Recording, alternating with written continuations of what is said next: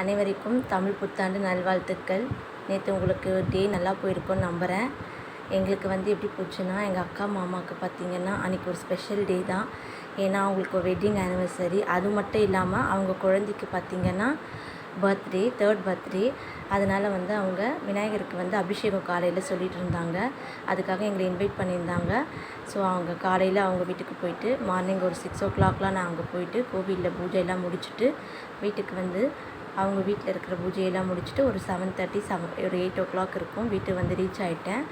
வீட்டில் வந்துட்ட உடனே மார்னிங்லேருந்து நான் இங்கே படைக்கிறதுக்காக சாம்பார், வடை, பாயாசம், அப்பளம் எல்லாமே செஞ்சுட்டு அது கூடயே இந்த டேயில் நம்ம ஒரு 3 தட்டில் பார்த்திங்கன்னா ஃபஸ்ட்டு பழ வகைகளையும், 2வது பார்த்திங்கன்னா பருப்பையும் உப்பையும் வைக்கணும். அதுக்கப்புறம் 3வது பார்த்திங்கன்னா செல்வங்கள் ஒரு தட்டில் வைக்கணும். செல்வங்கள்னால் நம்மக்கிட்ட நிறைய இருக்குன்னு அப்படின்னா கிடையாது. நம்ம வீட்டில் என்ன இருக்கோ அந்த செல்வங்களை வச்சு நம்ம படைக்கணும்.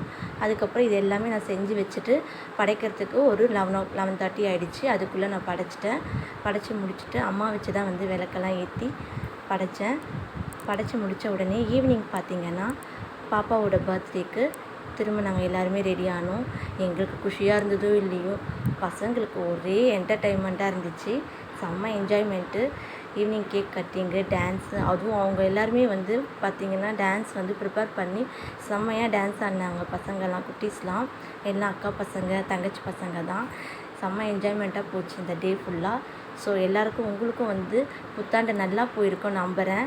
இந்த வீடியோ உங்களுக்கு பிடிச்சிருந்தா லைக் பண்ணுங்கள், சப்ஸ்கிரைப் பண்ணுங்கள். எல்லோரும் என்றைக்குமே ஹாப்பியாக இருங்க. Bye friends.